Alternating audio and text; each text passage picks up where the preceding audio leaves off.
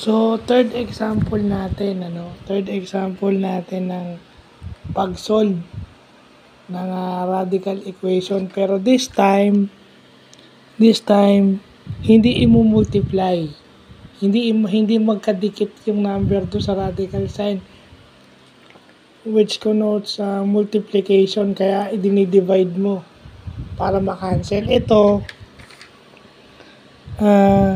yung number is napapagitnaan ng addition sign o ng plus sign. So, ginawa, transpose. Nilipat sa kabila. So, plus yon magiging minus. Pag minus yon magiging plus. So, yun. Then, pag na-manipulate mo na, square mo yung both sides para matanggal yung radical sign, and then, usual algebra trick. Ganun lang, usual algebra trick pag ganyan. So, maganda, no? Nahirapan ako pag-solve ng radical equation nung nag-aaral ako.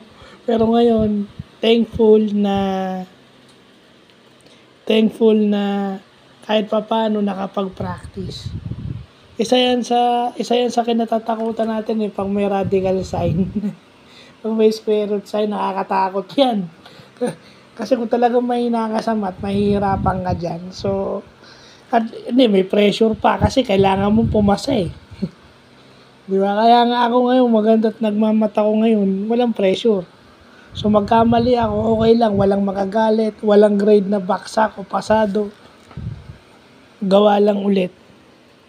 So, yun lang po.